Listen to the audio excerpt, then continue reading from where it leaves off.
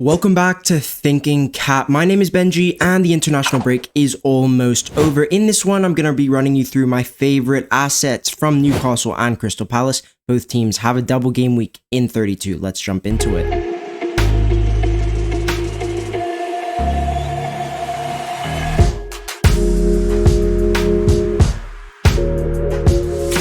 Starting back up with my sleeper selection for 30. That's one player every single week under 10% ownership. But before we get into that, make sure you smash that like button. 50 likes is the aim. Subscribe if you're new around here. And I've got a lot of content coming in the next few weeks, so make sure you stick around if you enjoy this one. But back to Nick Pope. And even though his availability record in the last sort of 12 to 16 months, even though that hasn't been very good, he's still a top 6 keeper in the game when looking at saves per 90. Pope's averaging over 3 saves a game, which is really great. And Newcastle's defense has been pretty decent this season. Only 3 teams have kept more total clean sheets in the league. However, Eddie Howe has just lost Lewis Hall to a serious injury. He's out for the whole season, which is a serious regressing factor. So wait, Benji, if Lewis Hall is injured, why are you recommending a differential Newcastle defender? Well, if you look at their end of season run-in, not only do they have very good short-term fixtures, they have a few good long-term fixtures. They have 2 promoted team fixtures across this next patch of 6 games. They've got a double game week as well. And I prefer Pope over some of the other defenders because he's very easy to hide on your bench. He can do well via save points. And if Newcastle do concede, you're not wasting a precious defender spot by picking him. I am of the belief that Newcastle's defense will be worse without Lewis Hall in there. But by owning Nick Pope, you're able to access that defense for the good fixtures that you want to play him in, and for the fixtures you don't want him in, you get to bench him. Whereas if you go for a Livermento or a Burn, you're putting more emphasis on that 5th place. And I just think that it's easy to hide Pope on your bench in a goalkeeper rotation when a lot of us are looking to bench boost. And let's say that, Newcastle perform much worse than we're expecting in the run-in. Well, then in that situation, I expect Pope to outperform the likes of a Livermento and a Burn. And for those of you who are on wildcard, I would recommend considering a Pope and Dean Henderson rotation pair. It works really well from now all the way up until game week 38. So that's something that I would recommend you guys to consider. And apart from Pope's availability concerns, there's no real drawbacks with a pick. Maybe you could say he's a bit pricey at 4.9, that's fair. I think that is fair, but I'm just not convinced on Newcastle's defense. Without Lewis Hall, I feel like Pope is just the best option because if they perform nicely, he's going to do well with a few clean sheets, a few save points. But if they concede a fair few goals over this next patch, I expect Pope to still outscore the likes of Livermento, Burn, and Fabian Schär. All of us are going to have different chip strategies, different wildcards, and obviously we're all going to own different players in this end of season run-in, but having 3 Newcastle assets in your team, at least for game week 32, is basically essential. Their double consists of 2 home games, Man United plus Crystal Palace, and for me, I've already locked in 2 of the 3 spots. Isak, absolute non-negotiable. We don't really need to discuss him, but I think there will be a few Cowboys, a few gunslingers, a few Russian roulette players who back against Anthony Gordon. Now, first, I'll caveat that Gordon is suspended for game week 30 for that Brentford game,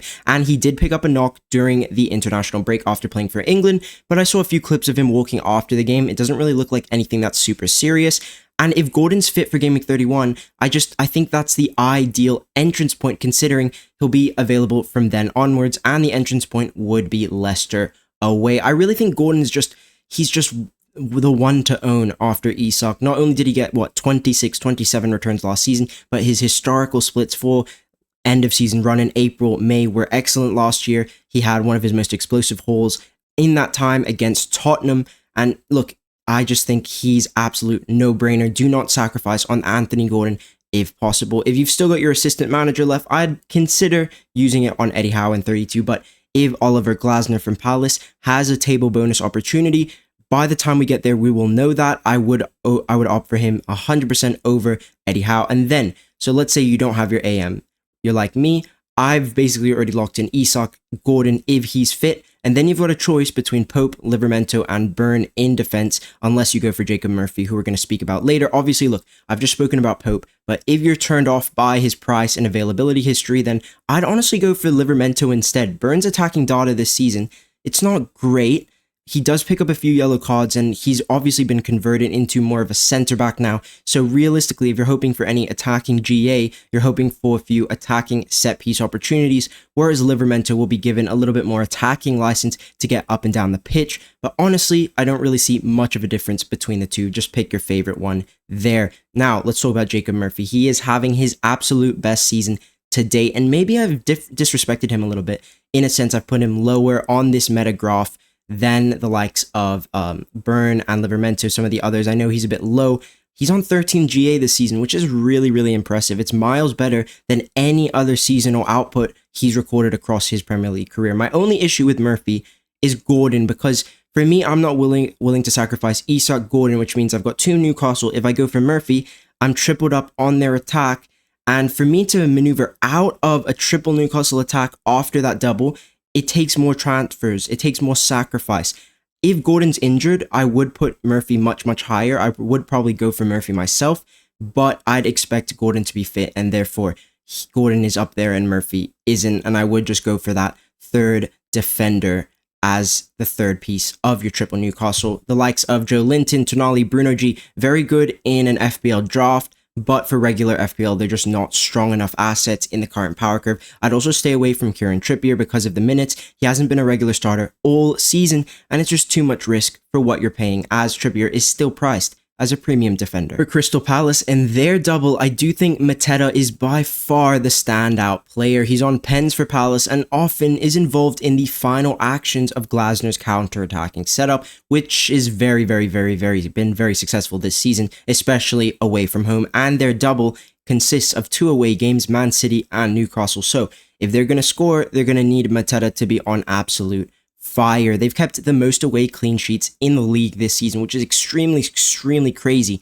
I mean, if I said that to you in preseason, I think you would have called me crazy. You probably would have unsubscribed from my channel. So that just shows you how good this Crystal Palace defense has been. And I guess a lot of you will be asking the question, is it even worth going for Crystal Palace players for this double? Because yes, City and Newcastle away are very tough, but after watching that Brighton City match in 29, just last game week, I think it's, for me, I'm just very convinced on going for some Palace, because I think this City team is definitely vulnerable. I don't see Newcastle as unbeatable either.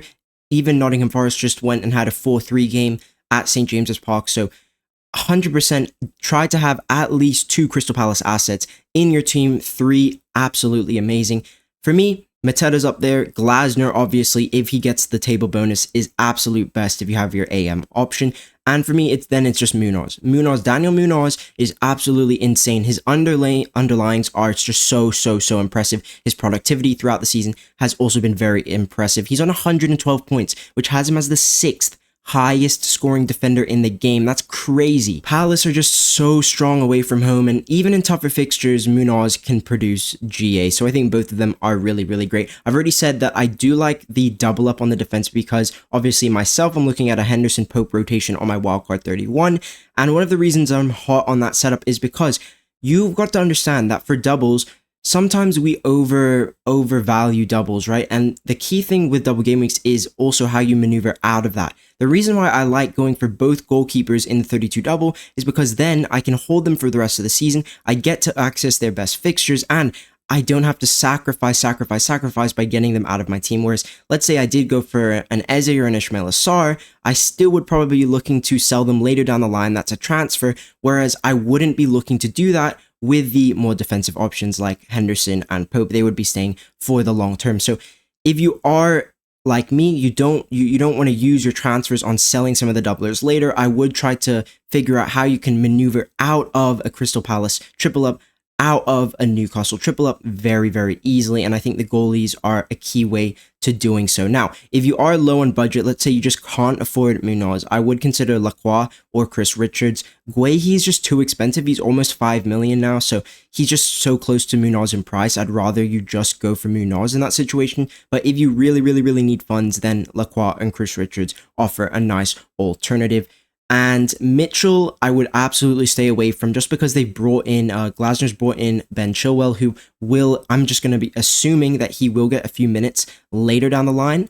And because of that, I just think he's too risky to pick for the double. And obviously, just just get Munoz, guys. He's absolutely insane. Now, let's talk about the midfielders. I still do prefer Eze over Ismaila Sarr, and that's because Eze's got a few set piece share, whereas Sarr is just pure open play threat, and that's really been his only issue as an asset all season because, number one, his underlyings are excellent, his minutes are excellent too, but the lack of set pieces means long-term, he will struggle to compete against some of the other midfielders that you're going to be battling up against. Like, for instance, in that same price point, he will be competing with an Anthony Elanga, who's averaging less minutes, of course, but he's on set pieces, he's doing excellent for Nottingham Forest. Sarr's still a good option, you could go there, but for me, I would probably stretch to Eze, or I'd go with the double defense plus Mateta in that situation. That's it for today's video. Let me know your thoughts in the comment section. Peace.